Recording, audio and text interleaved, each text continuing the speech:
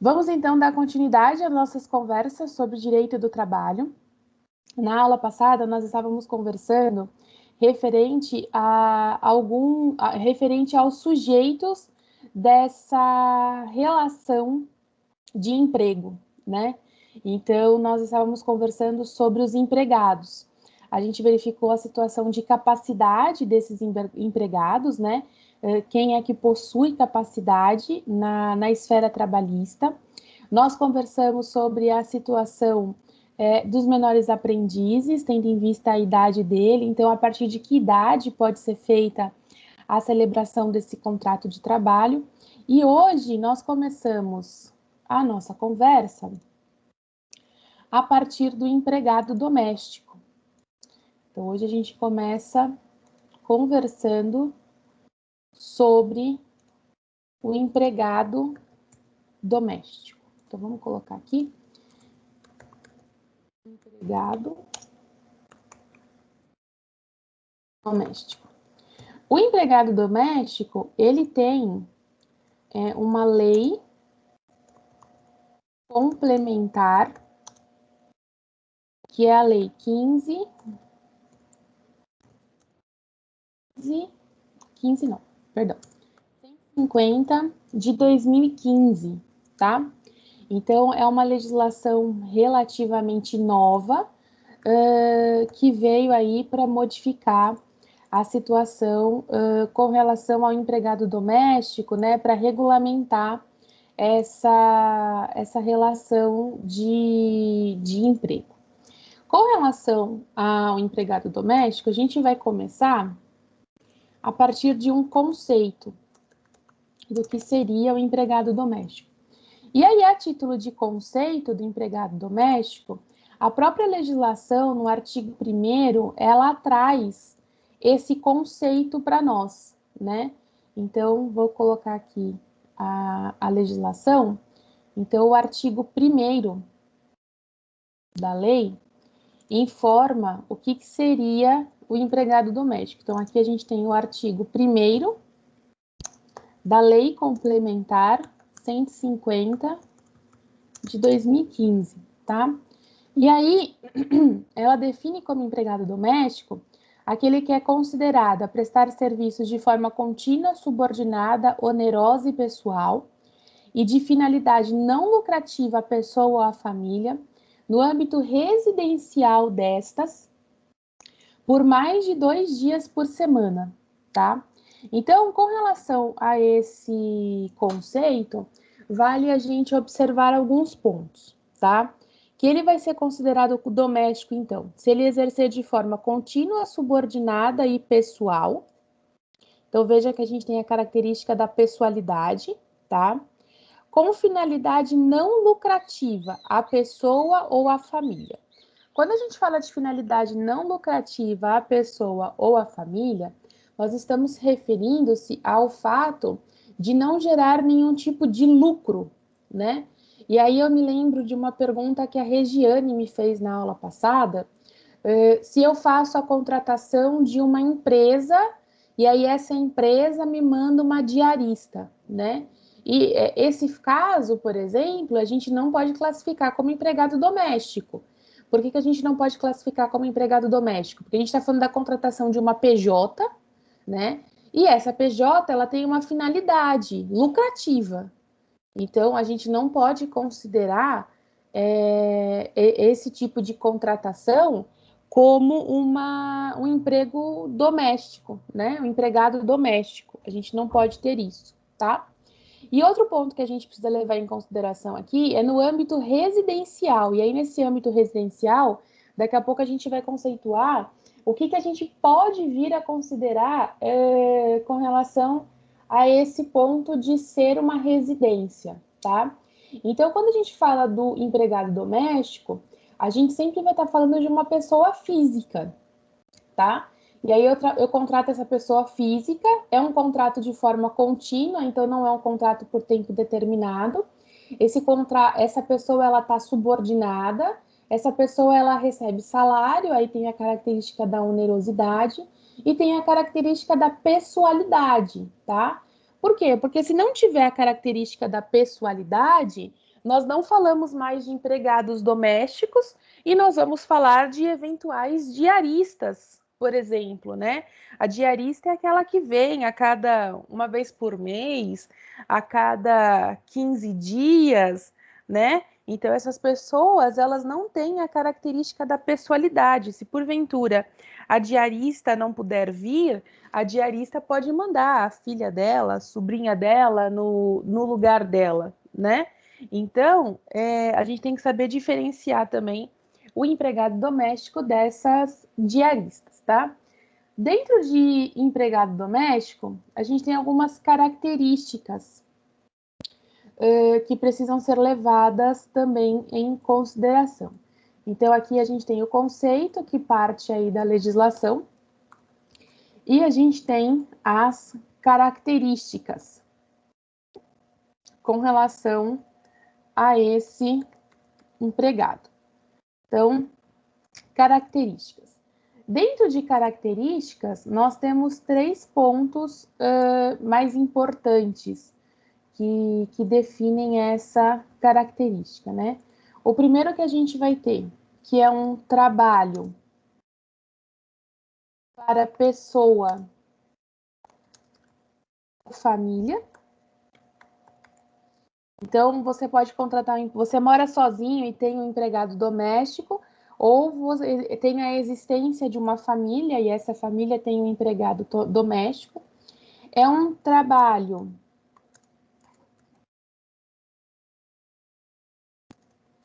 no âmbito,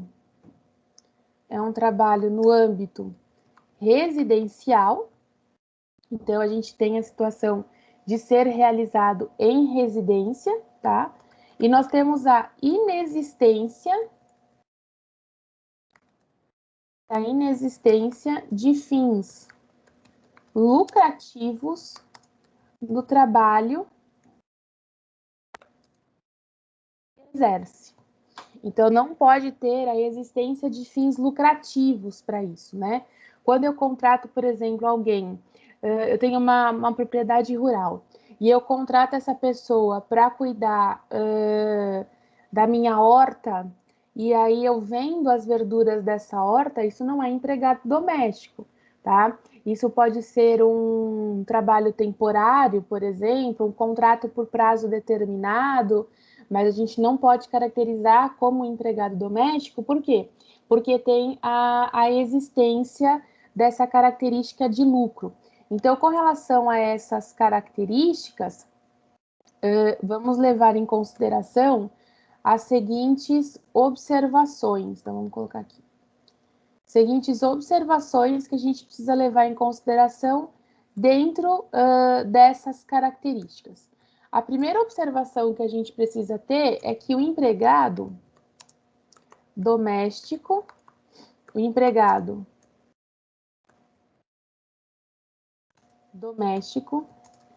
tem de ser pessoa física, tá? Então, a primeira coisa que a gente tem que levar em consideração tem de ser pessoa física e não uma pessoa jurídica, tá?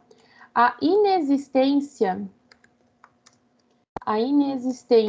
de fins lucrativos refere-se ao tomador diferente da onerosidade do empregado. Então, o fato desse empregado receber salário não se caracteriza como fim lucrativo, tá? Ele recebe salário porque salário é uma das características da relação de emprego, tá? Agora, o que não pode acontecer é esse empregado gerar fins lucrativos para o tomador, tá? Pode ser prestado o serviço em residências ou casas de veraneio. Então, a gente pode ter tanto em residências, tá? Onde a pessoa mora, onde a pessoa tem lá a sua residência fixa, como pode ser também em casas onde essa pessoa passe temporada, né?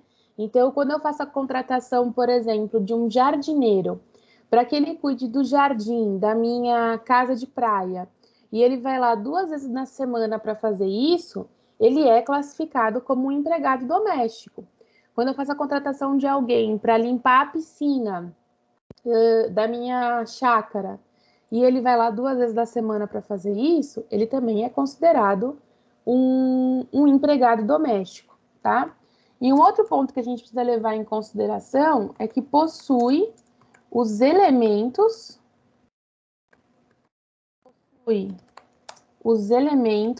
da relação de emprego. Então, quando possui os elementos da relação de emprego, a gente está trabalhando no fato de ter, então, subordinação, habitualidade, onerosidade, pessoalidade e ser uma pessoa física, tá? Então, a gente tem todos os elementos de uma relação de emprego para que a gente possa classificar essa pessoa, então, como um empregado doméstico, tá? Com relação aos direitos desse empregado doméstico, a própria legislação também traz os seus elementos. E a gente vai ter isso no artigo 7º da legislação. Então, o artigo 7º, que traz tanto caput quanto traz parágrafo único, ele determina quais são os direitos desse empregado doméstico. Então, vamos colocar aqui que a gente tem os direitos, tá? E aí, a título de direitos do empregado doméstico, a gente vai ter, então, algumas características para serem observadas. Vamos lá. Então, artigo 7º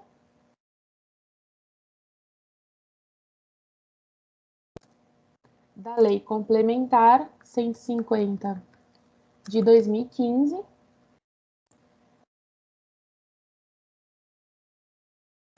Durante a vigência dos contratos previstos no inciso 1 e 2 do parágrafo 4º, o empregado não poderá se desligar do contrato sem justa causa, sob pena de ser obrigado a indenizar o empregador dos prejuízos que desse fato lhe resultarem.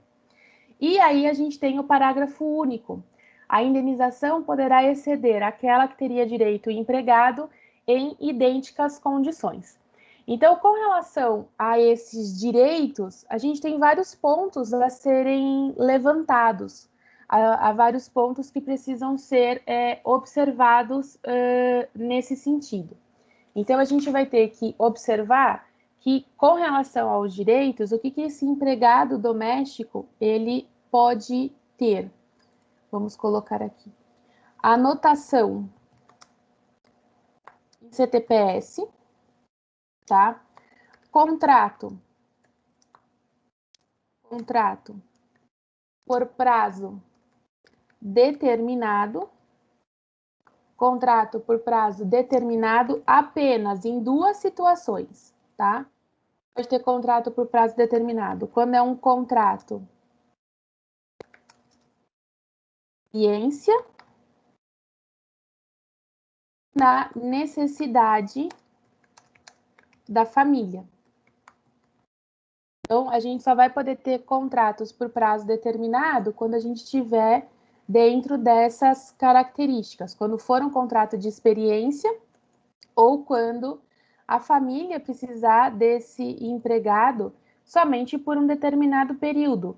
Então, às vezes eu preciso desse empregado, eu vou passar férias, né, no interior, e aí eu preciso desse empregado para que ele fique esse período lá com a gente, tá?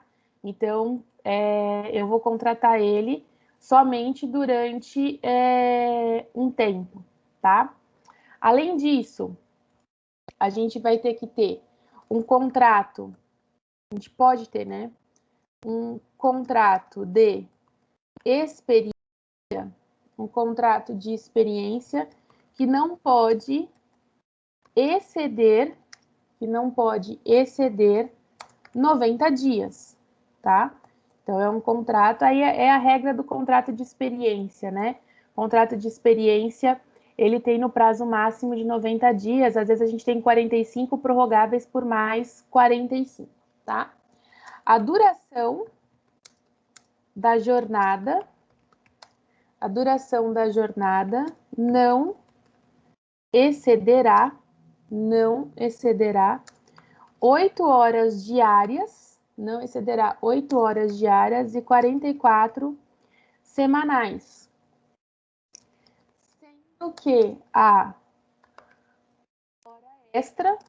Sendo que a hora extra terá acréscimo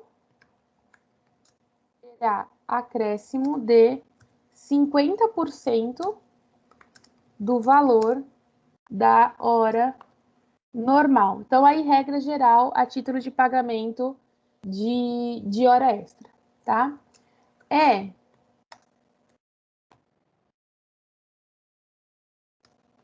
obrigatório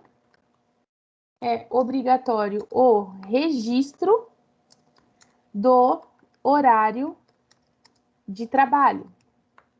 E aí, nesse sentido, a gente está falando de cartão de ponto. Não importa como é feito esse controle, tá? Ah, eu tenho um cartão de ponto em casa, esse empregado ele anota o horário que ele chega e o horário que ele sai em um caderno. O que esse empregador precisa é desse horário de trabalho, é desse controle do horário de trabalho, tá? 1 hora de intervalo mínimo e 2 horas no máximo para descanso e refeição, tá? Então tem de ter o intervalo. Intervalo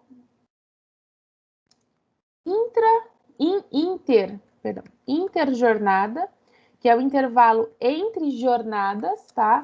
De no mínimo 11 horas.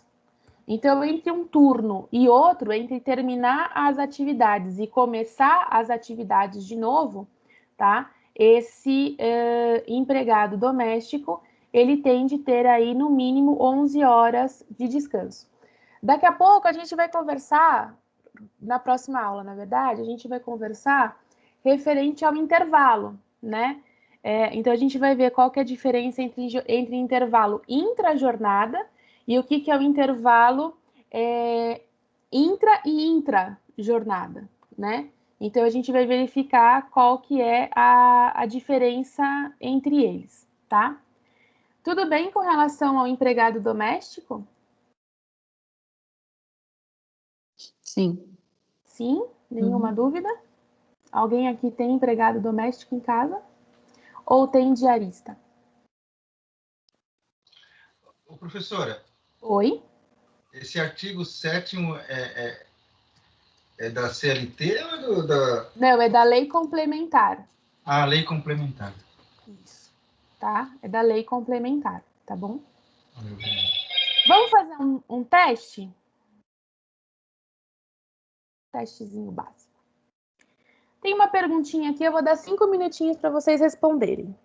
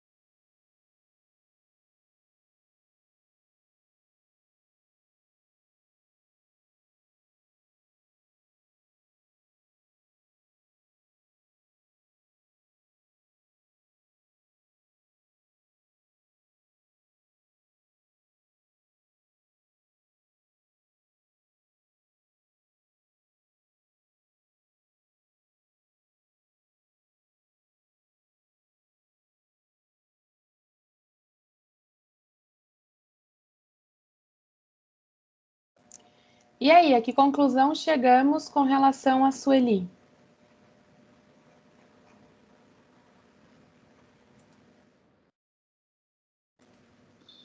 É a letra D, professora.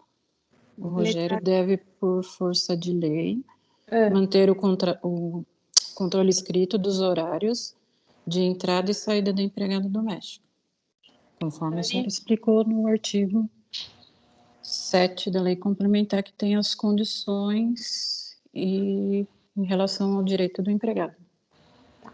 Então, com base na lei complementar, a gente trabalha com o artigo 7. Quem mais?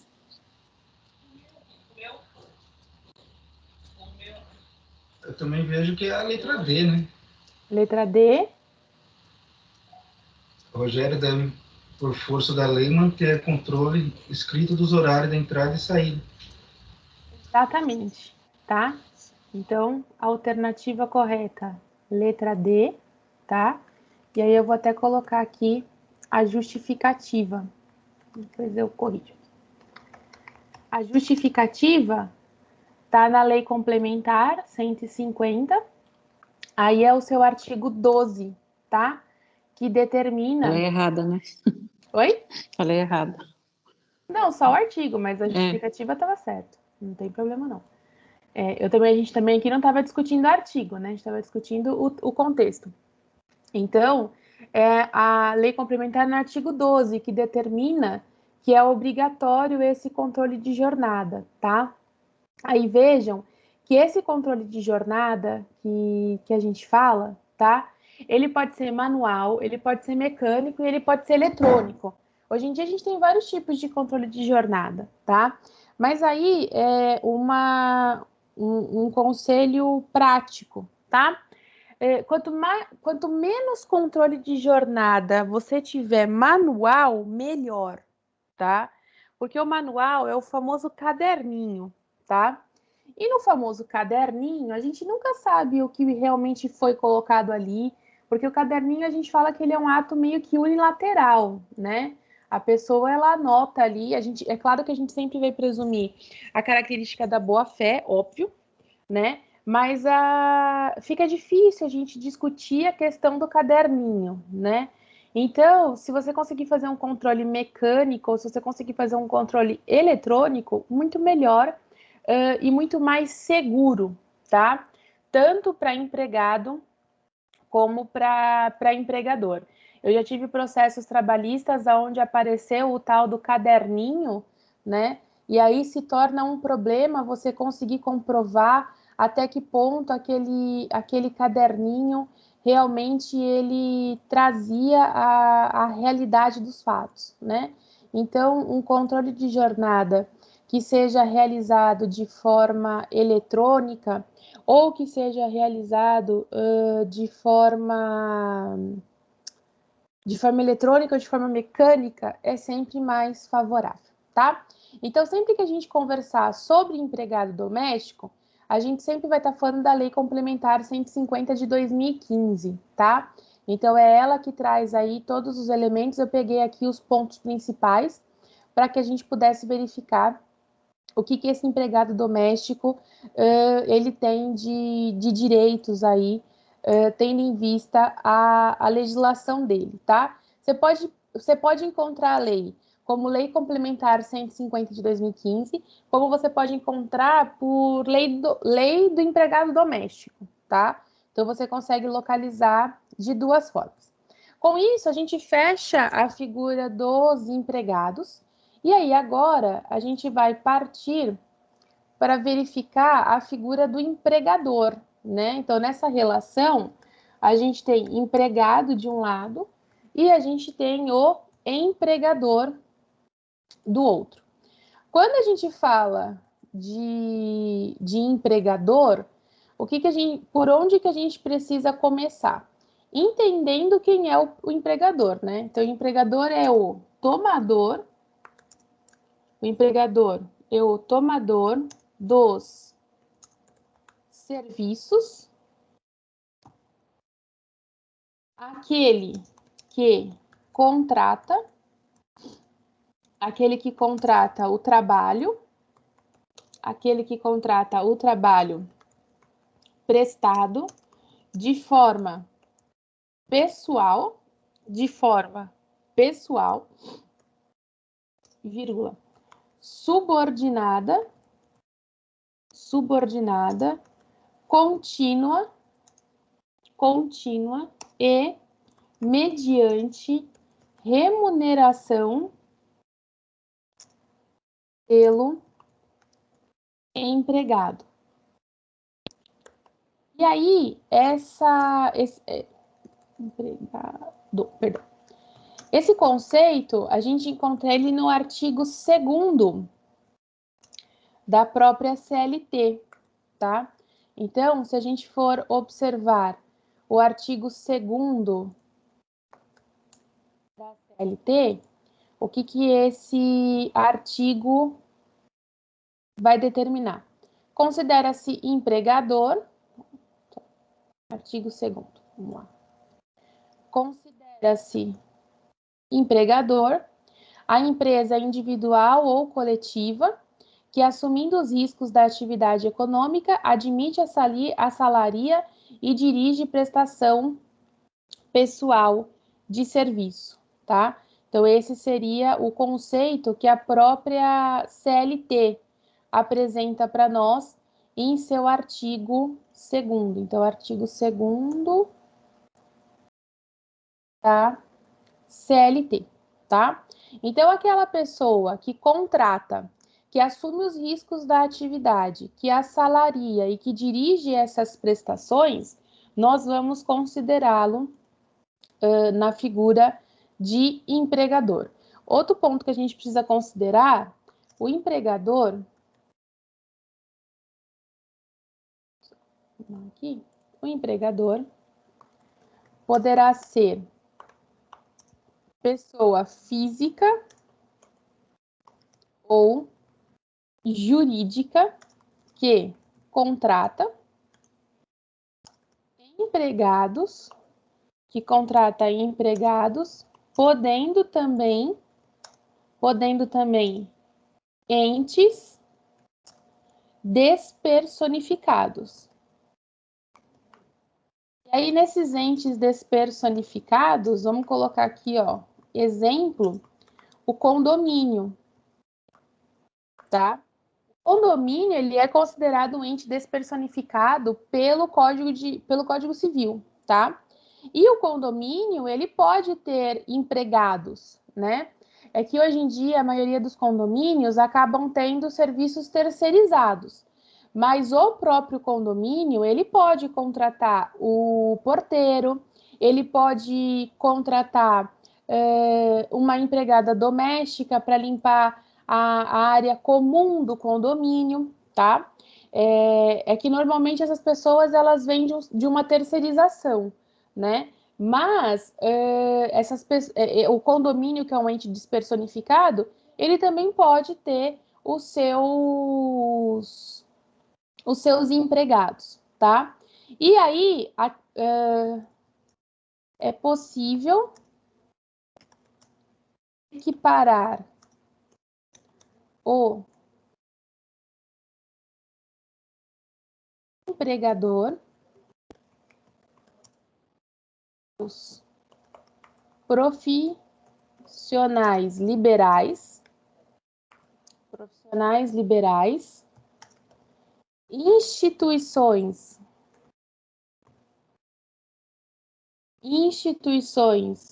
de beneficência, associações recreativas e instituições sem fins lucrativos. Então, a gente pode equiparar o empregador a essas pessoas, tá?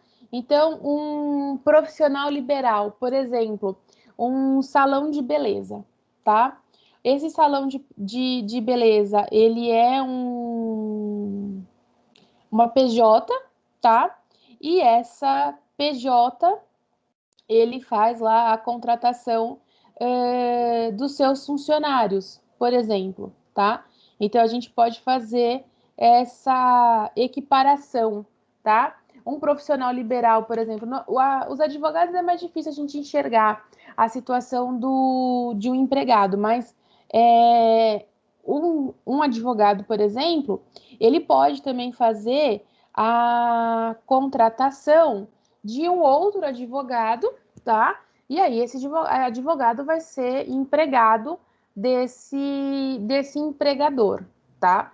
Então, esse empregador, ele pode vir aí também dos profissionais liberais, instituições de beneficência também podem ter empregados, associações recreativas e instituições sem fins lucrativos. Agora, tem alguns pontos, na verdade, alguns poderes que precisam ser analisados na figura desse empregador, tá? Então, o empregador, ele tem alguns poderes esses que pertencem apenas a ele, tá? Então, vamos colocar aqui a figura a gente chama de poderes de direção, tá? Nesses poderes de direção, tem dois que eu quero deixar destacados. O primeiro é o da alteridade, e a gente já até conversou sobre a alteridade, tá? A alteridade, ela refere-se que os riscos da atividade, os riscos da atividade econômica, pertencem ao empregador.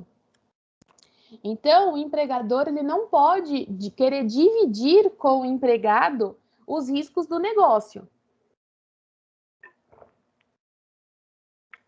Então, esse salão de beleza, por exemplo, que contrata manicures, tá?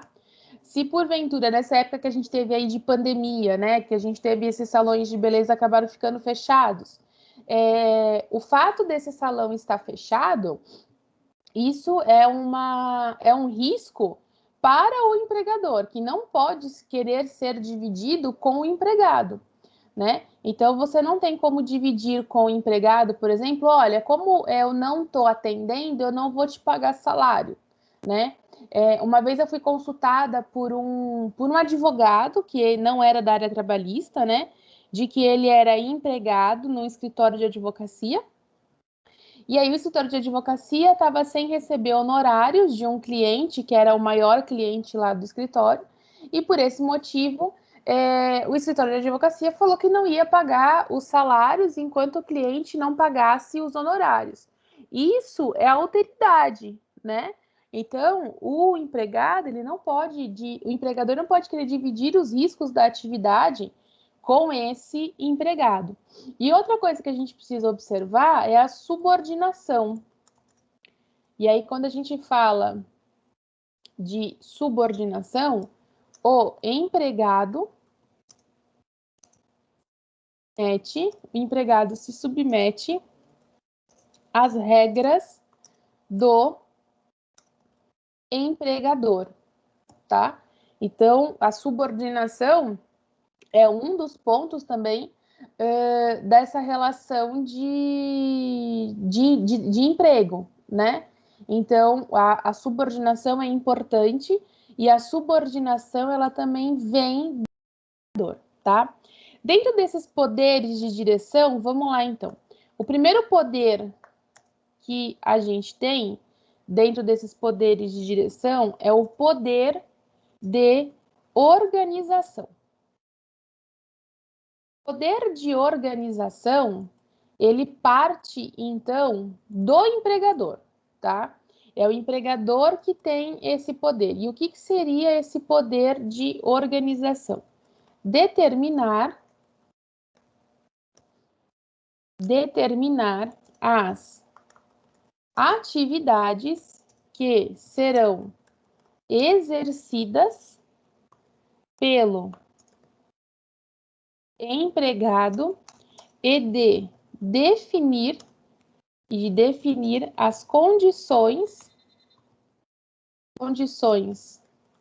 concretas e as regras gerais.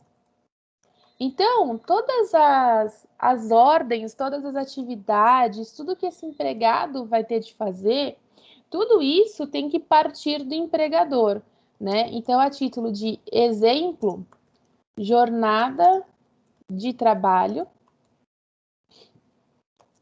processo de trabalho prestado, vírgula, etc. Então, é o empregador que tem que determinar, olha, você vai trabalhar de tal a tal horário, você vai ter horário de intervalo de tal a tal horário, e o trabalho precisa ser prestado dessa forma, nessa ordem, tá? Então, a gente tem essa situação em que a gente precisa deixar sempre, é o empregador que tem que deixar estipulado muito bem as regras do jogo, vamos dizer assim, tá? Isso cabe ao empregador. Com relação a esse poder de direção, as ordens, tá, que vão ser colocadas, elas podem ser escritas, verbais, individuais ou gerais, tá?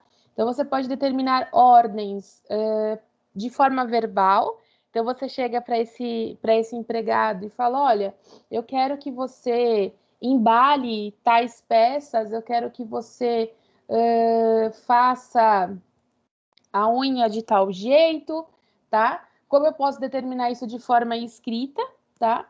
Essas ordens, elas podem ser individuais para cada empregado, como ela também pode ser ordens gerais para todos os empregados.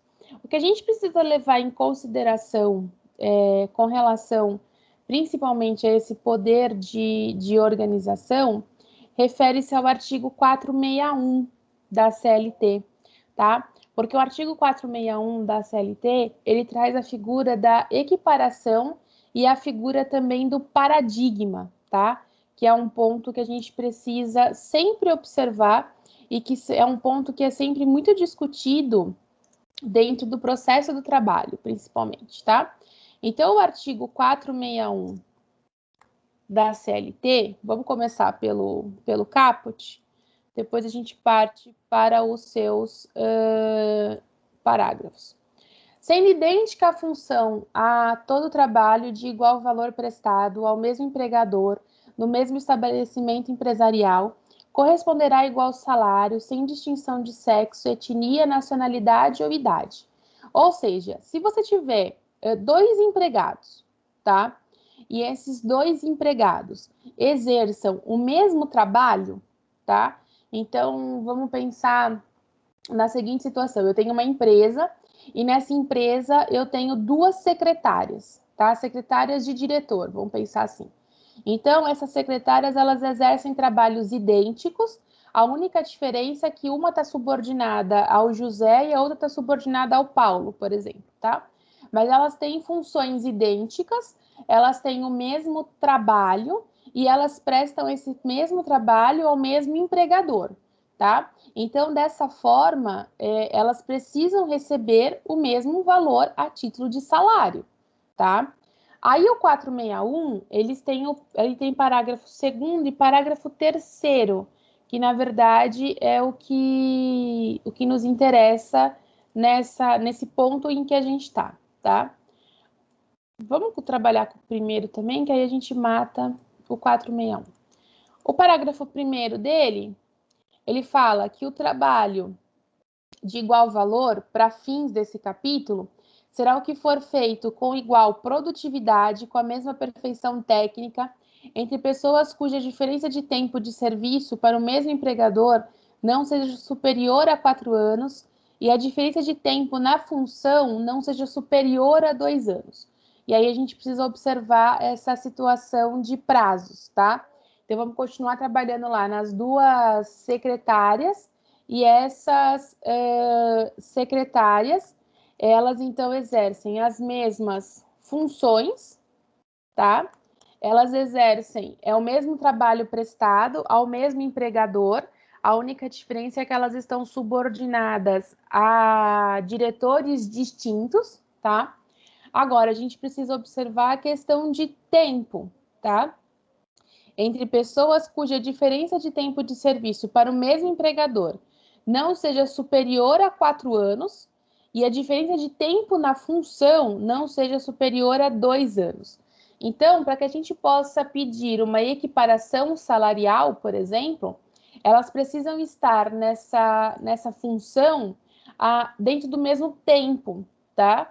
E dentro desse mesmo tempo, a gente trabalha aí na regra que não seja superior a 4 anos, tá? E a diferença de tempo na função não seja superior a 2 anos. Então, a gente precisa observar se os trabalhos são realizados da mesma forma, com a mesma perfeição técnica e com a mesma produtividade, tá? E a gente precisa observar qual é o tempo em que elas estão nessa função. O parágrafo 2º do 461, ele traz a seguinte colocação. O dispositivo desse artigo não prevalecerão quando o empregador tiver pessoal organizado em quadro de carreira ou adotar, por meio de norma interna na empresa ou de negociação coletiva, plano de cargos e salários, dispensada qualquer forma de homologação ou registro em órgão público. O parágrafo 2º, ele traz a figura de regulamentos internos, tá? Então, se porventura você tiver norma interna e essa norma interna vier por negociação coletiva, os acordos coletivos, tá? Você não vai poder trabalhar com o caput desse artigo, tá? Por quê? Porque você aí vai ter que obedecer a norma interna da empresa, tá? Você vai ter que obedecer o que a norma interna determina nos casos de plano de carreira, né? Para que você possa ter um plano de carreira, quanto tempo você precisa estar nesse lugar? Quanto tempo você precisa exercer a mesma função ou coisa do tipo? E aí, para isso, a gente vai utilizar, então, a norma interna com relação a esse plano de carreira e não mais o caput, que o caput é a regra, tá? E o parágrafo 3º? O parágrafo 3º, ele determina que nos casos do parágrafo 2º, as promoções poderão ser feitas por merecimento e por antiguidade ou por apenas um destes critérios dentro de cada categoria profissional. Então, se você tiver uma norma interna, essa norma interna também precisa prever as situações de eventuais promoções, tá? Como que ficam essas promoções? Essas promoções são por merecimento, são por tempo dentro dentro da empresa. Alguns conhecem essas promoções por prêmios. Então, a cada X anos dentro da empresa, você vai ter esse prêmio, você recebe um prêmio. Às vezes é um valor que você vai receber naquele mês que você completou X tempo, às vezes é um reajuste salarial, né, um aumento salarial que você vai ter. Então, essas empresas, elas também precisam observar com relação a essas características. Então, se você não tiver um regulamento interno a título de plano de carreira, você vai trabalhar com o caput do artigo 461, tá? Agora, se você tiver um regulamento interno, você passa a trabalhar com o parágrafo 2º e com o parágrafo 3º somado ao regulamento interno, tá? Tudo bem com relação a isso?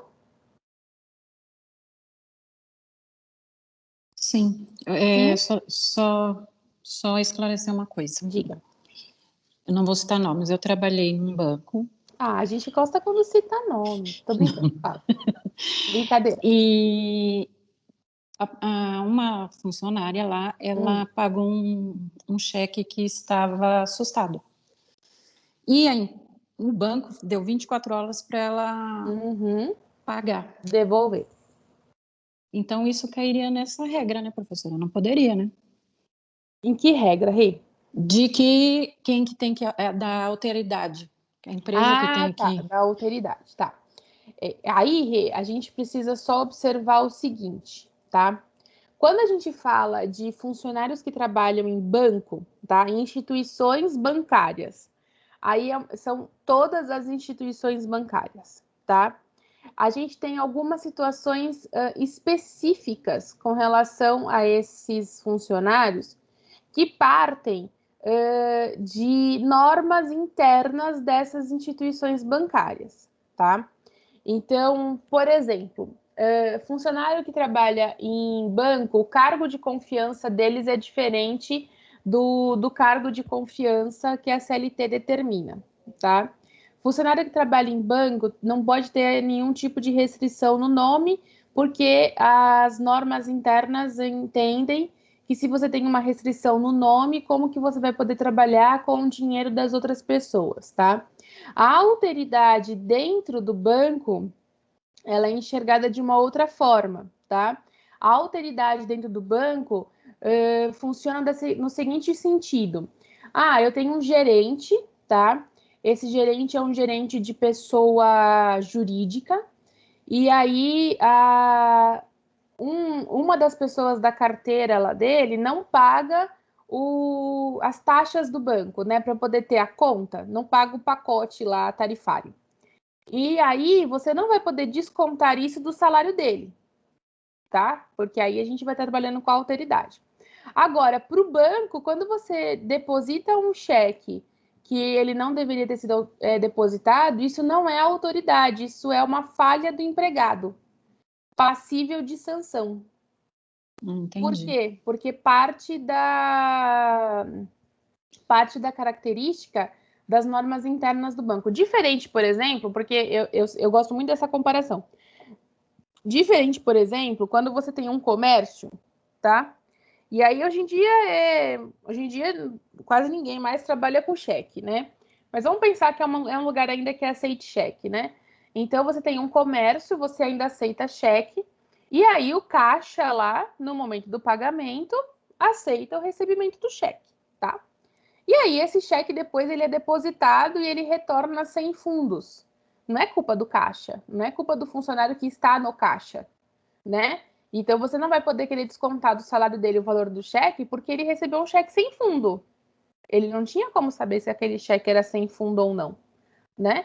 Então, são essas observações que a gente precisa fazer. Eu já vi situações onde o caixa, a pessoa que trabalhava no caixa, tinha sido penalizada porque ela recebeu uma nota falsa, né? Por mais que ela tenha feito os testes, né? Aquele teste de olhar a marca d'água, aquele teste da caneta, o teste da luz lá, tem várias situações, né?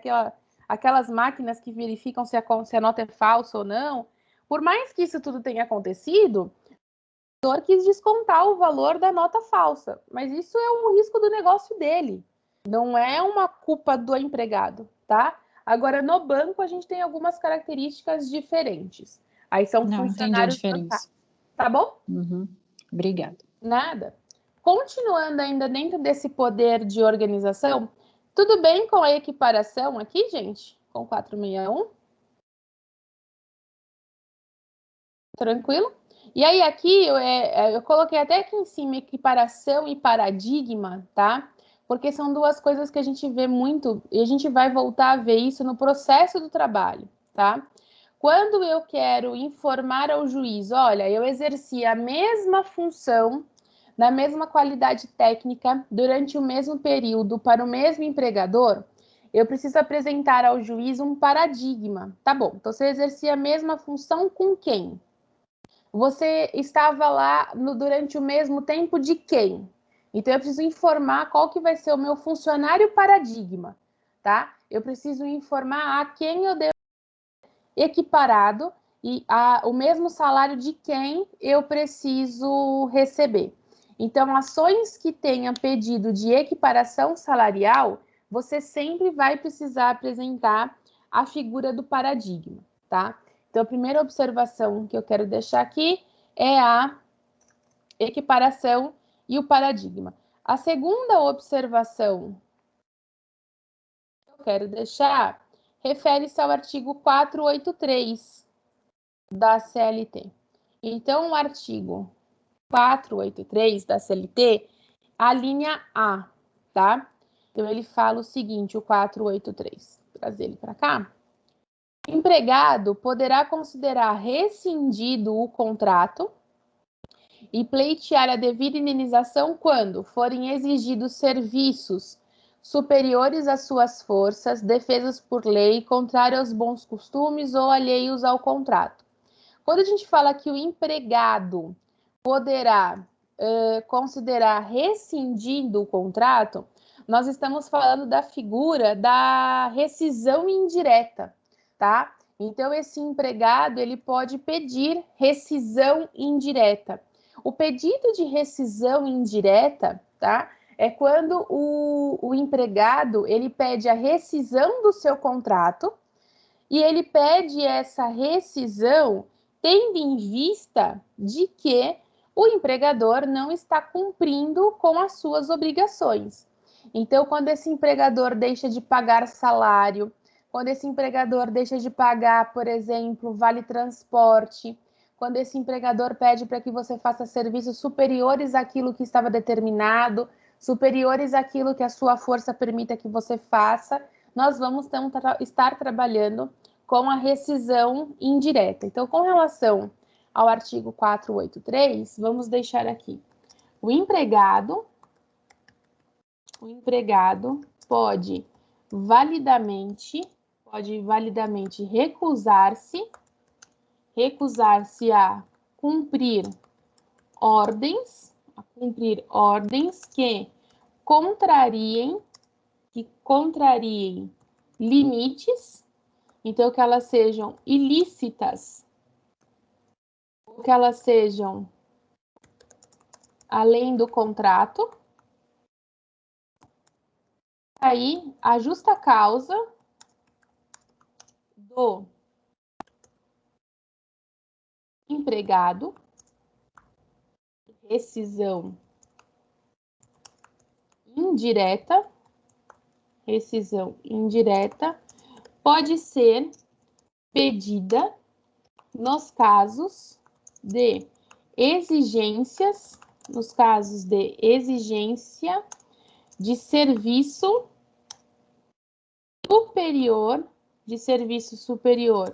às suas forças, defesos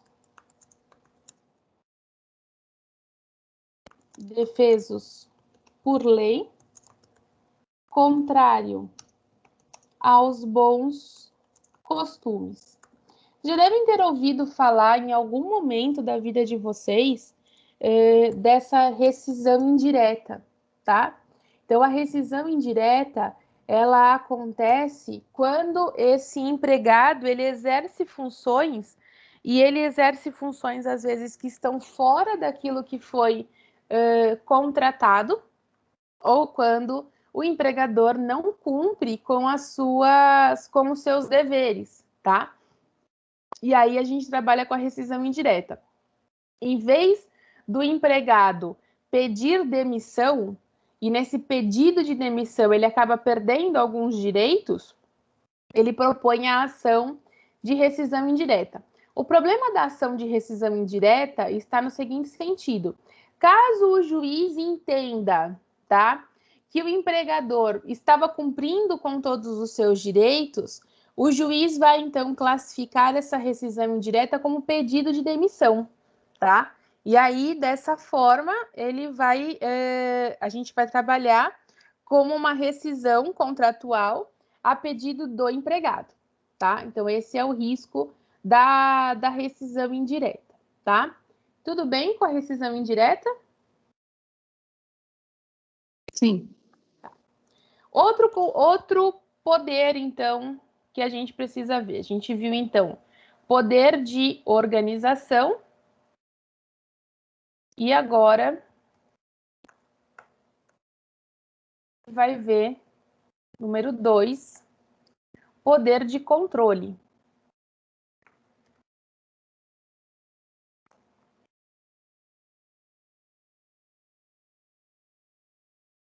Poder de controle. O que seria esse poder de controle? O empregador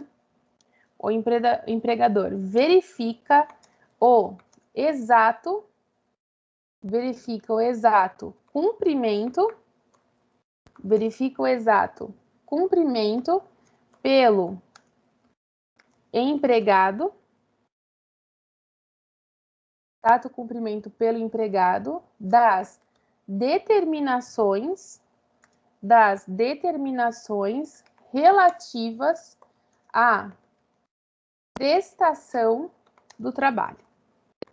Então, cabe ao empregador verificar o exato cumprimento, verificar se tudo aquilo, todas as ordens que ele apresentou, elas estão sendo cumpridas, tá? E isso estende-se ao comportamento, fiscalização da jornada e qualidade, tá? Então, isso isso engloba essas situações. Deixa eu só acrescentar um aqui, que aí eu vou voltar até na pergunta da Regiane, né? Então, comportamento, fiscalização da jornada, qualidade e prestação de contas. Algumas funções, elas têm a característica da prestação de conta.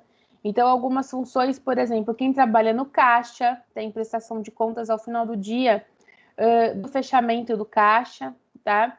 Quem trabalha no financeiro também tem prestação de contas.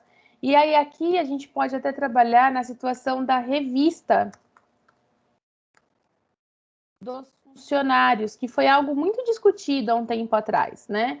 Até que ponto esses funcionários eles poderiam ou não ser revistados para se verificar com relação a eventuais furtos, vamos dizer assim, né? Essa revista, ela pode ser feita, tá?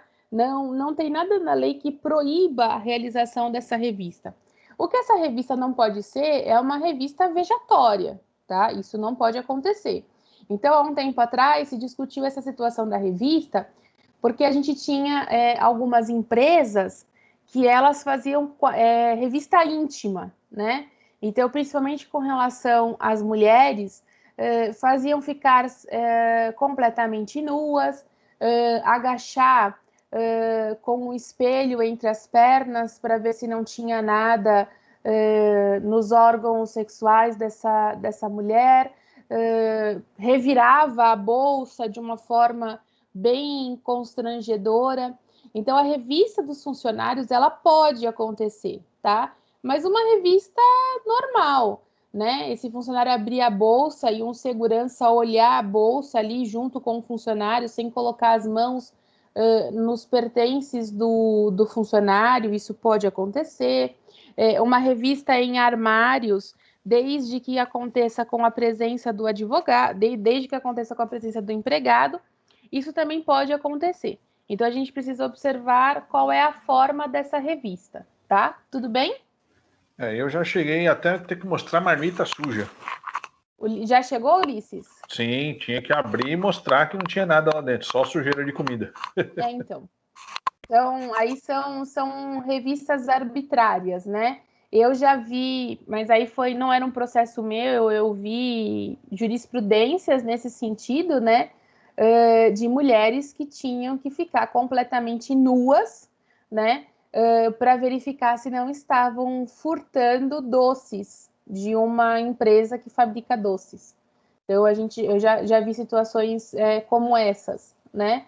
Já vi também em jurisprudência, também não foi um processo meu, a revistas em armários. E aí essas revistas em armários sendo realizadas sem a presença do empregado, somente com o empregador e uma testemunha, que normalmente é alguém de cargo de confiança, mas revistas de uma forma bem arbitrárias, assim, onde até coisas do armário depois tinham desaparecido. Então, a gente ainda tem, infelizmente, essa situação, e aí eu ainda acho que a mulher acaba sofrendo um pouco mais nesse sentido, principalmente nessas revistas que são quase revistas íntimas, né? ela é uma situação bem constrangedora, tá? Então, esse poder de controle, ele pertence ao empregador, tá? Alguém quer falar comigo? Oi, Marco. Eu trabalhei numa padaria É. onde o patrão mandava colocar os armários do lado de fora, onde tinha câmera. Uhum. E as mulheres passavam muita vexação nesse sentido também. Então. Isso aí é absurdo, né? É absurdo. E olha só, a gente acha, a gente fala assim, né? Ah, mas isso em plenos anos 2020 acontece? A minha avó, que hoje tem quase 90 anos, a minha avó materna, né? Ela trabalhou uma época numa fábrica de doces, tá? E quando ela trabalhou nessa fábrica de doces, ela não tinha minha mãe nascida ainda, né? Então, eu não sei se ela já era casada, mas a gente está falando de muitos anos atrás, né? E aí, naquela época, quando ela foi trabalhar nessa fábrica de doces, ela sempre conta isso para nós. Quando ela foi trabalhar nessa fábrica de doces, o proprietário da fábrica, quando ela chegou lá, a primeira pergunta, né? Posso comer doce? O empregado falou, pode. Você pode comer quantos doces você quiser, tá? Aqui pode comer à vontade. E aí ela conta para nós que ela conseguiu comer doces nos 2 primeiros dias, porque depois ela enjoou. Aí ela não queria mais comer os doces. Então, às vezes, é melhor o empregador permitir que as coisas aconteçam, né? Do que ficar nessa vigilância extrema que pode vir a gerar um eventual assédio moral ou um assédio sexual, até às vezes, né? Então, há quantos anos atrás a minha avó trabalhava e olha só como que era a situação, e em algumas empresas a situação continua em plenos anos 2020. Se vocês procurarem jurisprudências no site do tribunal, vocês vão ver essas situações, esse excesso do poder de organização, vamos dizer assim, tá? Esse excesso do poder de controle, tá?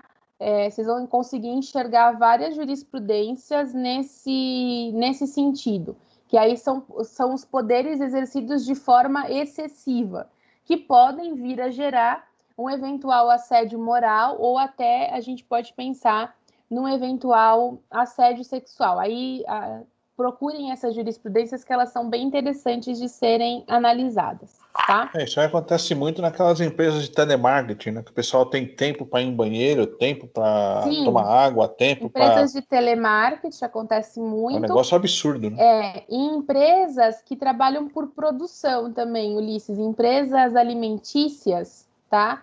A gente teve um caso muito famoso há uns anos atrás, de uma empresa que fabrica, esse caso ele é bem famoso mesmo, é uma empresa que fabrica aquelas barras de cereais, tá?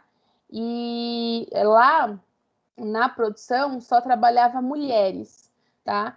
E essas mulheres, elas tinham tempo para ir ao toalete. E aí a gente tem um caso de assédio moral, no sentido de que essa mulher, tendo em vista esse longo período que ela tinha que aguardar para ir ao toalete, ela acaba sujando o uniforme devido à menstruação e ela não é autorizada a ir ao toalete para poder fazer a sua higiene. Ela fica trabalhando daquela forma e aí depois ela move uma ação de assédio moral e aí vem à tona a forma como essa empresa de barras de cereal trabalhava, né? É absurdo. Então, é absurdo. Realmente é absurdo. Eu tive um processo no escritório, aí esse eu posso falar porque eu trabalhei, né? E o processo era contra a Braskem.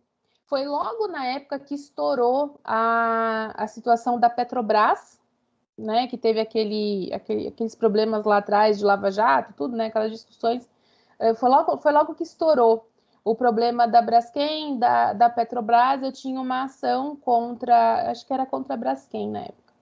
E o que acontecia? A Braskem contratava esses funcionários para trabalhar na área externa da Petrobras. E eu atuei por uma mulher, e aí ela relatou que ela trabalhava na área externa E aí, para que ela pudesse ir ao toalete, era muito longe, as distâncias eram muito grandes. Então, o que ela tinha que fazer? Ela tinha que, através do rádio, né, chamar alguém. A pessoa vinha com aqueles carrinhos de golfe, porque as distâncias eram muito grandes, e levava até o toalete. E aí, nesse pedido para ir ao toalete, ela falou que fez o pedido várias vezes e ninguém vinha buscá-la.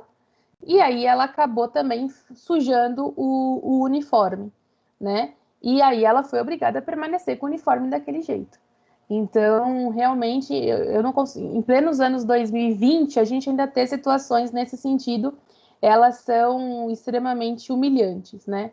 Então, aí a gente tem várias jurisprudências ainda discutindo essas questões, né?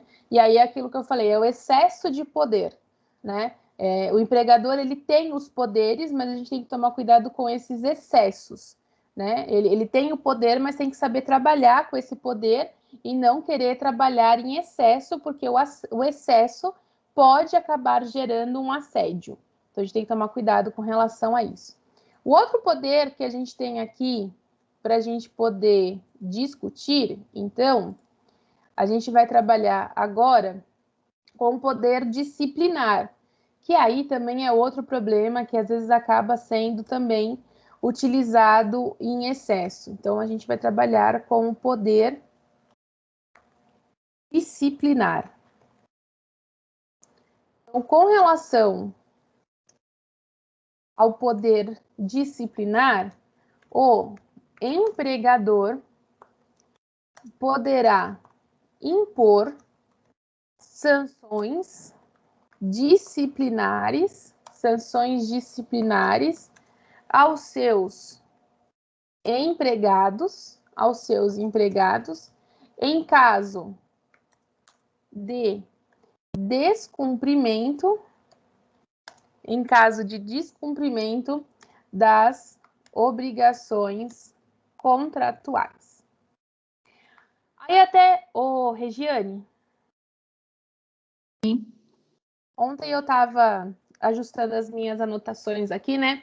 E aí eu estava lembrando daquele fato que você me disse que você tem uma loja de roupa e uma amiga fica lá de final de semana, não é isso? Chorando. Ela fica chorando? Ah, não. É outro caso, professor. Ah, sim, tá. sim, Ela tem não. isso, É né? que eu estou confundindo com a aula de ontem, desculpa. Ah, tá. Eu achei, nossa, por que a Não, mulher é que eu chora? tinha, não, é que eu tinha uma amiga que ela para chorar também. Ah, é uma amiga que era para chorar? Tá, Não, não. não. Mas você Tem uma. é isso Isso, mesmo, né? É uma loja isso, de isso, roupa isso. e toma cuidado para essa mulher não virar empregada, hein? Agora já não é mais. Já não é mais. Ah, tá. Não, mas na época eu pensei nisso. Toma cuidado para não virar empregada. Pensa bem nisso. Uhum. Eu tava Depois que a fazendo gente faz, a gente pensa nas consequências. eu estava fazendo as minhas anotações ontem, eu falei, bem, amanhã eu vou lembrar do caso da Regiane, que ela tem uma loja que tem uma amiga que é funcionária. O correto era, na época, acho que ter feito o contrato, alguma coisa nesse O sentido. correto na época era não ter ela. Não ter ela. Não ter ela. Melhor é não ter, né? Mas, para se precaver, o certo seria um contrato. Um contrato, para poder facilitar a sua vida. Agora já foi. Ah, então beleza. Então, se já foi, tá bom. O poder disciplinar, então, é o poder de sanções, tá? É o poder mais utilizado em excesso, tá? Porque o empregador, ele acha que ele é dono do empregado, né? E aí, dessa forma, ele acaba trabalhando com um certo excesso com relação a esse poder. Dentro do poder disciplinar, a gente tem uma teoria que chama teoria contratualista. Essa teoria, ela fala o seguinte, é fundado no próprio contrato que revela o estado de sujeição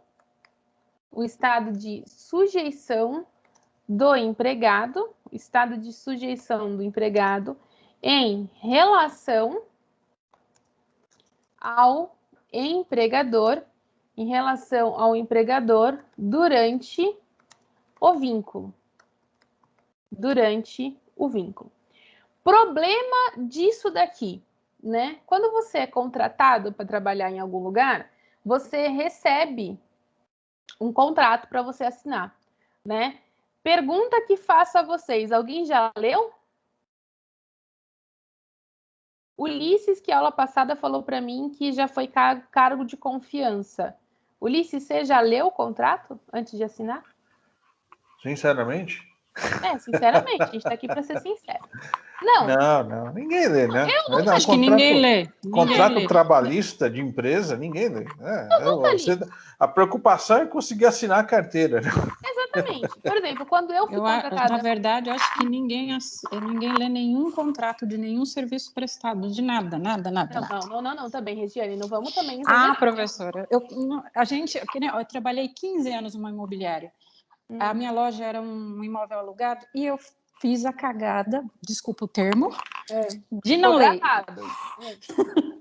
Desculpa o termo, mas aí eu fiz essa besteira de não ler e aí depois você quer recorrer ao quê? Se você não lê. Nada. Da faculdade, por exemplo, é um outro exemplo. Você vai lá na maior empolgação, acredita tudo no que no atendente está te falando e não lê. E aí depois você vai ver lá. Então, eu, por exemplo, eu trabalho em 2 instituições de ensino. Eu nunca li os contratos. Do jeito que os contratos chegaram, os contratos estão arquivados. Guardar papel é mal de advogado, né? E de professor. Então, eu tenho lá os contratos arquivados, mas falar que eu fiz a leitura para ver qual era o horário de trabalho, a forma de trabalho, nunca. Em uma das faculdades, eu exerço o cargo de confiança. Falar que eu li o aditivo, também nunca li, né? Então, assim, mas existe um contrato de trabalho que é a teoria contratualista.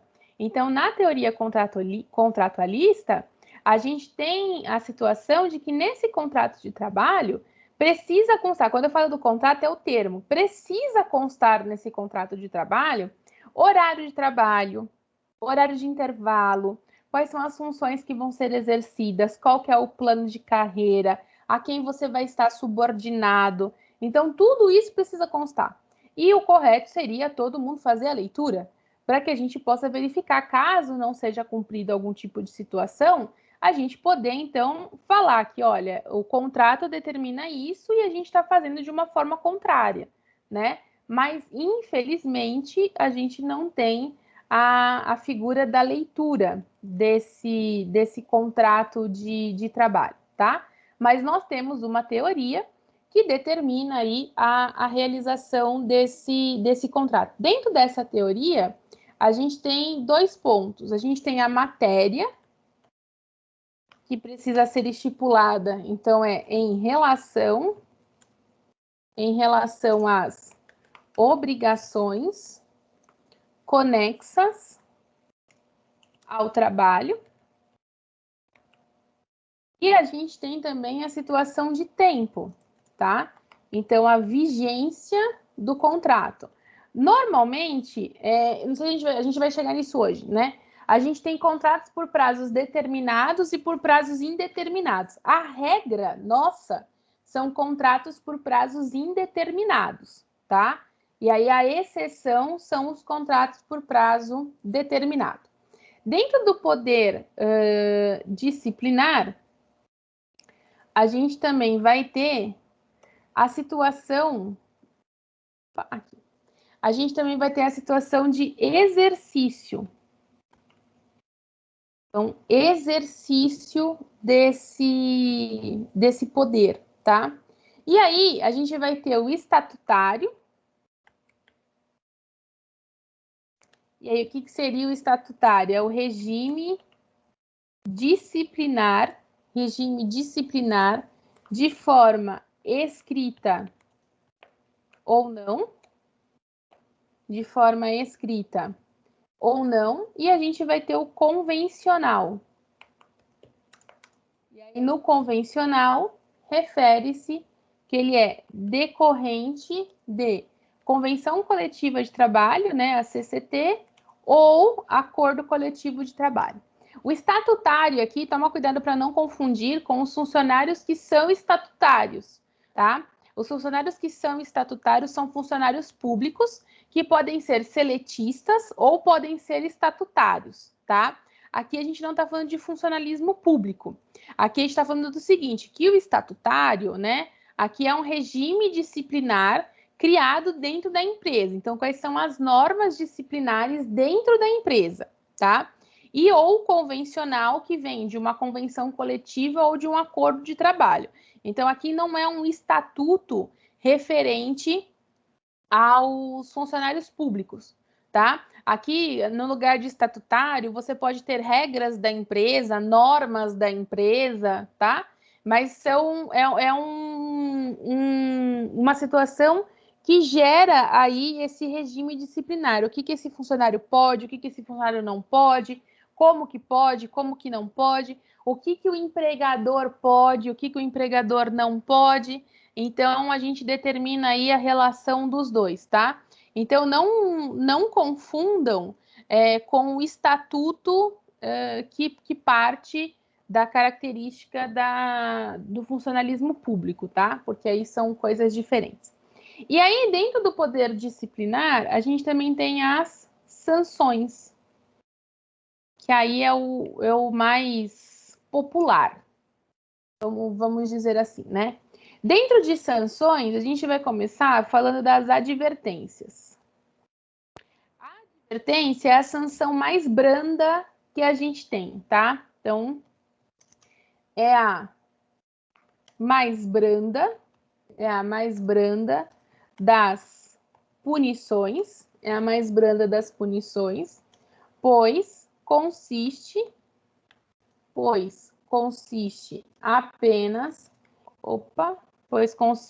apenas em um aviso ou um alerta,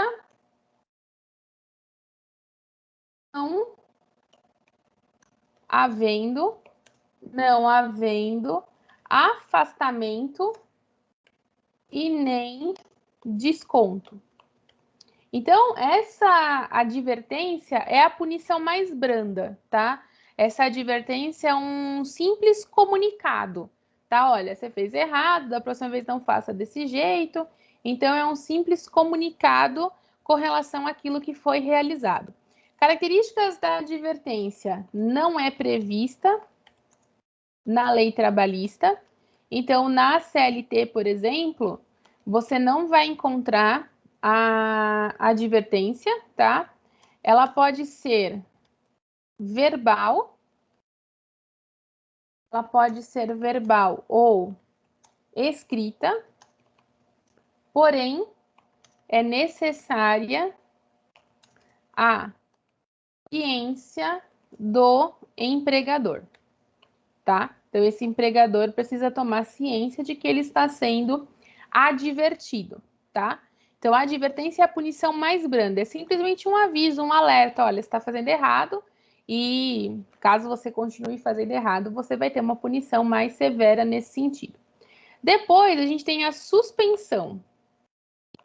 Ah, e um ponto importante, né? Não tem afastamento e nem desconto salarial. Tá?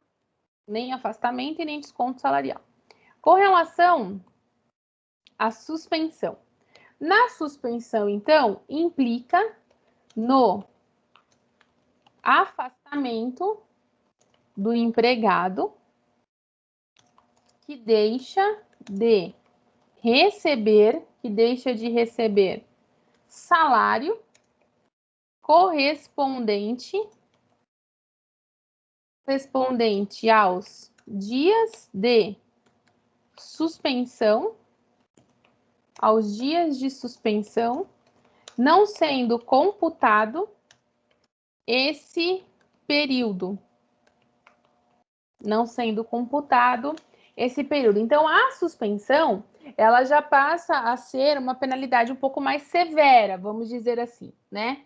Então, ele já vai ter um desconto salarial, tá? Ele vai ficar suspenso por alguns dias, então ele não vai vir trabalhar por alguns dias, tá? E esses dias que ele fica afastado não são computados em eventuais verbas rescisórias. Então, ele vai deixar, se ele ficar, por exemplo, 30 dias afastado, 30 dias suspenso, ele não vai receber salário durante esses dias, ele não vai receber também fundo de garantia, 13º, em cima desses valores, tá? Então, a suspensão, ela já acaba sendo uma situação mais severa.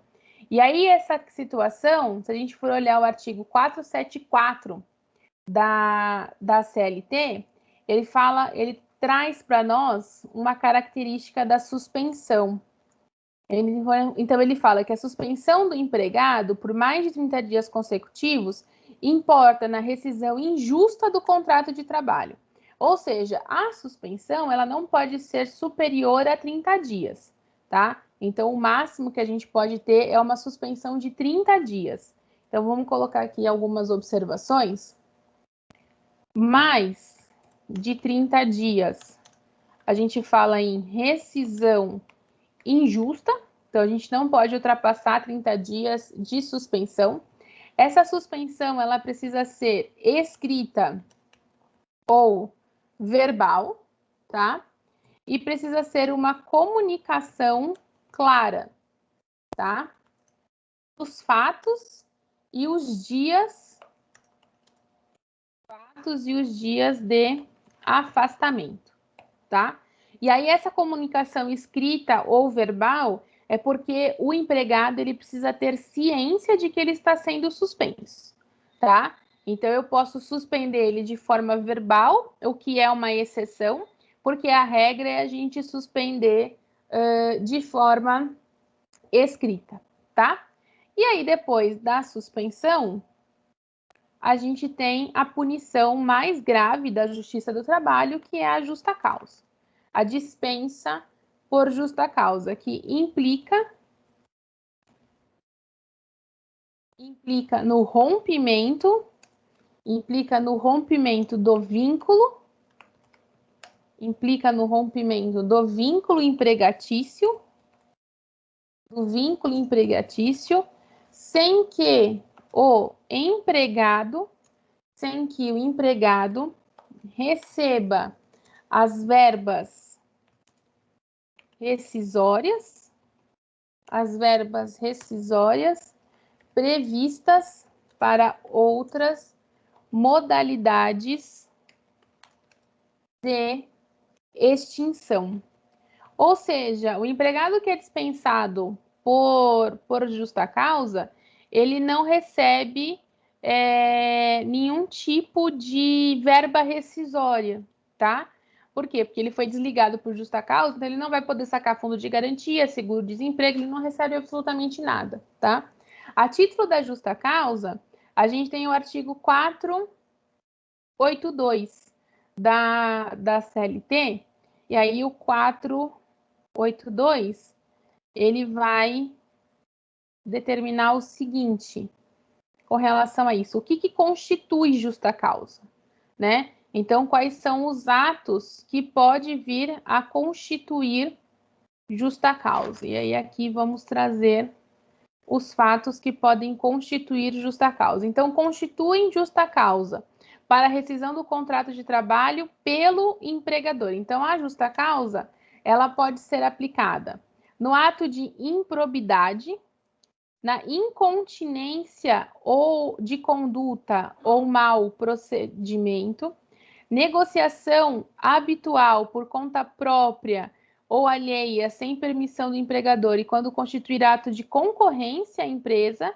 para a qual ele trabalha, condenação criminal do empregado passado e julgado caso não tenha havido suspensão de pena, decídia no desempenho das suas funções, embriaguez habitual, violação do segredo da empresa, ato de indisciplina ou insubordinação, abandono de emprego, ato lesivo à honra, à boa fama praticado no serviço contra qualquer pessoa ou ofensa, ato lesivo à honra praticado contra o próprio empregador, então a honra de outro empregado ou do empregador, prática constante de jogos de azar e perda da habilitação ou requisitos.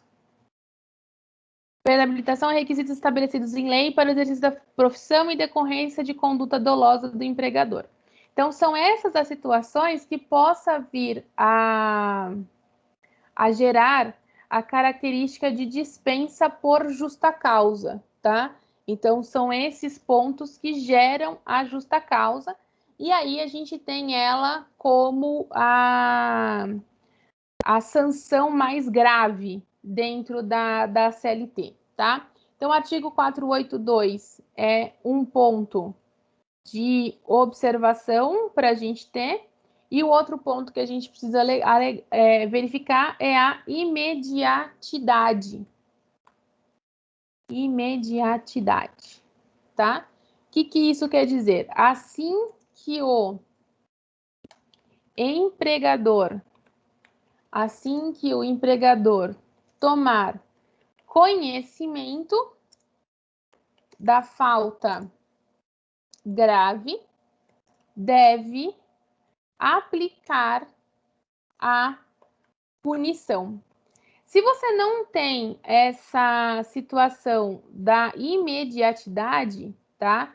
Se você falar, tá bom, eu tomei ciência hoje da falta grave e eu vou fazer... O empregado está aí, mas eu vou fazer a aplicação de punição amanhã, tá? Aí você já perdeu o prazo da justa causa, tá? Por quê? Porque presume-se que você perdoou, que existiu um perdão tácito daquilo que o empregado fez.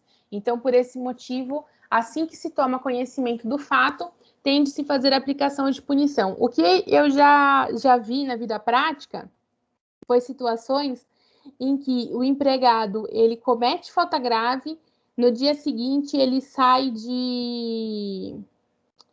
No dia seguinte é folga, tá? E aí você não consegue fazer a aplicação da justa causa, então você tem que fazer a aplicação da justa causa no primeiro dia útil subsequente em que ele comparece ao seu trabalho, tá?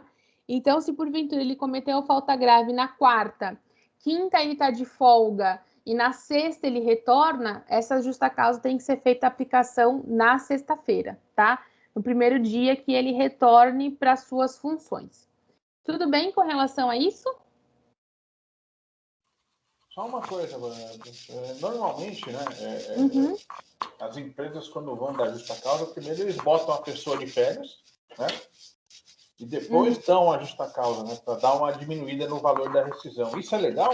Não, porque a justa causa, ela tem a imediatidade. Sim, né, então, na verdade é aquilo lá, né, eles convencionam a mandar o cara por justa causa, mas para não, né, para evitar que ele tome um rombo maior na rescisão, eles primeiro botam ele de férias. Então, mas não pode. Assim que volta, demite. Então, mas aí não pode. O que tem que acontecer é o seguinte: se ele cometeu a falta hoje, eu aplico a justa causa, tá? E aí, automaticamente, o contrato de trabalho está rescindido por justa causa.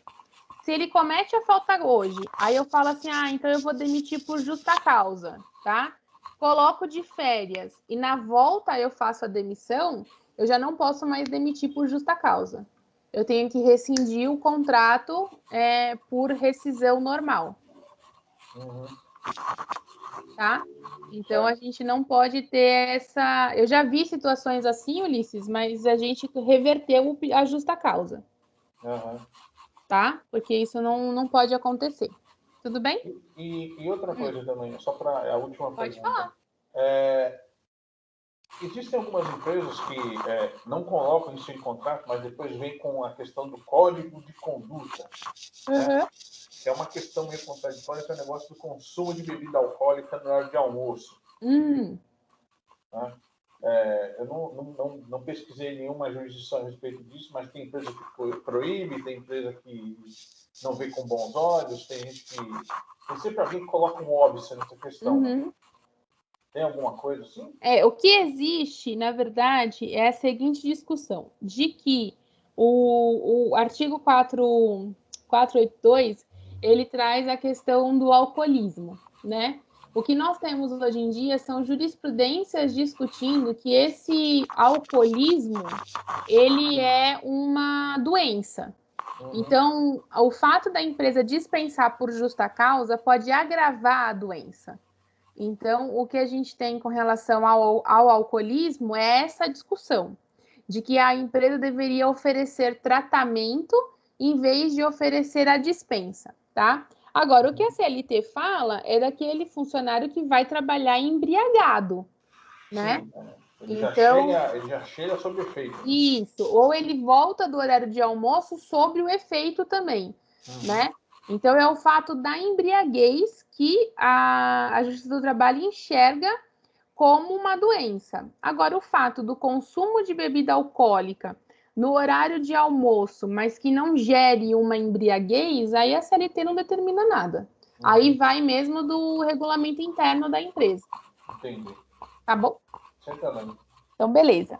Dentro, então, ainda de empregador, né, a gente viu essa situação de poderes, a gente viu aí as sanções. Esse poder disciplinar, às vezes, ele é exercido de uma forma bem arbitrária, tá? Então, principalmente nas características de advertência, suspensão e de aplicação de justa causa. Então, a gente tem que tomar muito cuidado com isso. Dentro de empregador, a gente precisa verificar que esse empregador, ele pode ser um grupo econômico, tá? Então, a gente precisa observar como que vai funcionar caso você trabalhe para um grupo econômico. Então, vamos colocar aqui, ó, a existência de grupo. Ô, professor. Oi. O que eu entendi aí, Oi, Marcos. O empregador, ele pode dar suspensão direto, né? Não precisa dar advertências. Não, porque a advertência ela não está estabelecida na CLT, né? Então é mito aquela questão assim, tem que ter não sei quantas advertências para aplicação de suspensão. Isso é mito. Valeu, obrigado. Nada, Max. Dentro de grupo econômico, tá? O que a gente precisa observar? Sempre que uma ou mais empresas, tendo, embora cada uma delas personalidade jurídica própria, estiverem sob a direção, controle ou administração de outra, ainda que guardem cada uma sua autonomia. O grupo econômico, então, que está no artigo 2º, eu vou trazer para cá, artigo 2º, parágrafo 2º da CLT, é quando você tem dentro de uma empresa principal e você tem empresas subordinadas a essa empresa principal, tá? E aí, quem determina isso é o artigo 2º, parágrafo 2º da CLT. Então, vamos pegar aqui o artigo 2º, parágrafo 2º. Então, o artigo 2º, na verdade, a gente já tinha visto, né? E aí, o parágrafo 2º. E aí, o parágrafo 2º, ele fala: sempre que uma ou mais empresas tendo, embora cada uma delas uma personalidade jurídica própria, estiverem sob direção, controle e administração de outra, ou ainda quando, mesmo guardando cada uma sua autonomia, integrarem grupo econômico, serão responsáveis solidariamente, isso é um ponto importante, serão responsáveis solidariamente pelas obrigações decorrentes da relação de emprego, tá? Então, quando a gente fala dessa figura, tá? a gente precisa observar o seguinte, vamos colocar aqui um ponto com relação ao parágrafo 2º. Sendo grupo econômico, serão solidariamente responsáveis pelas obrigações decorrentes da relação de emprego. Então, quando a gente fala dessa figura desse grupo econômico, o que a gente passa a ter? A gente tem, então, a figura da empresa principal. Então, a gente tem aqui a figura da empresa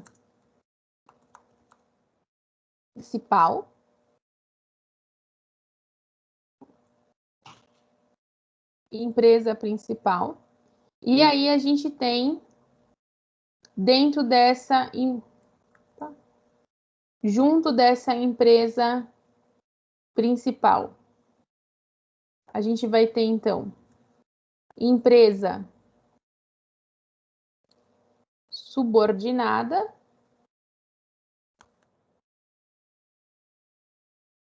então a gente tem aqui a primeira empresa subordinada a essa empresa principal e a gente tem uma outra empresa subordinada também. E aí, dessa forma, essas três empresas juntas geram um grupo econômico, tá? Então, aí aqui, nessa situação aqui, a gente passa a ter a figura do grupo econômico. Então, isso daqui gera, vou colocar para cá, a figura do grupo, tá? Então, aqui a gente passa a ter essa figura do grupo econômico. A gente tem vários exemplos de grupos econômicos dentro do Brasil, tá? Um grupo econômico que eu acho que é mais fácil da gente conseguir enxergar a existência dele é o grupo econômico do Bradesco, tá? Então, o Bradesco, por exemplo, ele tem agências bancárias, né? Então, ele é um banco, por exemplo, tá? Só que dentro desse banco, a gente tem o Bradesco Seguro, a gente tem o Bradesco Saúde e a gente tem o Bradesco Financiamento, tá? Então, a gente tem como empresa principal o Bradesco e aí a gente tem como empresas subordinadas Bradesco Saúde, Bradesco Financiamento, Bradesco Seguro, tá? Então, é uma boa forma aí da gente conseguir enxergar a existência desse grupo econômico. A gente também tem como grupo econômico o Grupo Votorantim, tá? Que o Grupo Votorantim ele também tem a situação de banco e aí ele também tem outros serviços que possam vir a ser prestado. O Itaú, quando comprou o Unibanco, também gerou um grupo econômico. Eu não sei se vocês chegaram a acompanhar quando a Oi comprou a Telemar. Então, também virou um grupo econômico, tá? Então, grupo econômico é sempre quando você tiver uma empresa principal, tá? E essa empresa principal, ela tiver essas empresas subordinadas a ela. Então, uma vez eu trabalhei num processo em face do Bradesco, né? E aí a funcionária na qual nós estávamos discutindo, ela trabalhava, na verdade, para o Bradesco Financiamento. E no processo, quem a gente chamou? A gente chamou o Bradesco e o Bradesco Financiamento, porque são empresas distintas uma da outra. Então, a gente pegou e chamou as duas para o polo da ação, tá? Então, a gente chamou o Bradesco e a empresa subordinada a ele que era o Bradesco Financiamento, tá? Então, a gente sempre vai ter esse grupo econômico quando a gente tiver a figura, então, da empresa principal e da empresas que estão subordinadas a essa empresa principal. Tudo bem com relação a isso? Sim. Sim? Então tá. É bom saber. É bom saber, né? Da existência de grupos econômicos. E aí, agora, a gente vai conversar referente ao contrato de trabalho. E aí, o contrato de trabalho, ele está estabelecido no artigo 442 da CLT, tá? E aí, vamos trazer para cá o artigo 442. O artigo 442, ele fala que o contrato individual de trabalho é acordo tácito que não deixa de ser um conceito para esse contrato, tá? Então, vamos colocar aqui que a gente tem o conceito, tá? E aí, a título de conceito, artigo, então, 442, o contrato individual de trabalho é o acordo tácito ou expresso correspondente à relação de emprego, tá? Então, quando a gente fala de contrato de trabalho, esse contrato de trabalho, ele pode ser tácito, como ele pode ser expresso, tá? A gente não tem uma formalidade com relação a isso. Mas sempre lembrar que o contrato de trabalho, ele vai gerar uma relação de emprego, tá? Então, dentro desse conceito, vamos colocar aqui um conceito doutrinário, que é um acordo de vontades manifestado de forma expressa ou tácita, por meio do qual uma pessoa física se compromete a prestar pessoalmente e de forma subordinada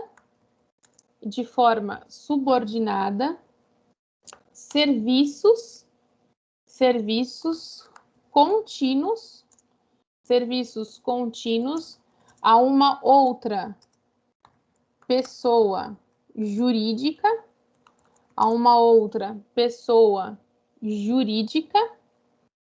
ou uma outra pessoa jurídica, física ou ente sem personalidade, mediante remuneração. Então, esse seria um conceito doutrinário que a gente pode ter para contrato de trabalho. Dentro de contrato de trabalho, vale a pena a gente dar uma olhadinha na súmula 212 do TST. A súmula 212 do TST, ela fala com relação ao término desse contrato de trabalho, tá? Por quê? Porque quando a gente fala quando a gente fala de contrato de trabalho, uma regra que a gente tem é que esse contrato de trabalho, ele seja por prazo indeterminado, né? Então, essa é a regra que a gente vai ter. A gente vai ter exceções aonde esse contrato ele pode vir a ser por prazo indeterminado. Então, a súmula 212 do TST, ela fala que o ônus com relação à despedida, tá? Então, o término do contrato. Esse ônus, então, da prova do encerramento desse contrato, quando negado prestação, ele é do empregador, tá? Por quê? Porque a nossa intenção é um contrato de trabalho por prazo indeterminado, tá? Podendo ter algumas exceções do contrato de trabalho por prazo determinado. Aí é uma exceção à regra, tá? Então, a duração é indeterminada. A duração é indeterminada como regra geral, tá? E aí a gente vai ter os contratos por prazo indeterminado, que eles partem do artigo 443 da CLT. Tudo bem até aqui? Sim. Para mim, tá. Tranquilo? Alguma dúvida? No momento, não. Não? Então, bom almoço de domingo, bom descanso para vocês, boa semana e a gente se encontra semana que vem. Até lá para vocês. Até mais.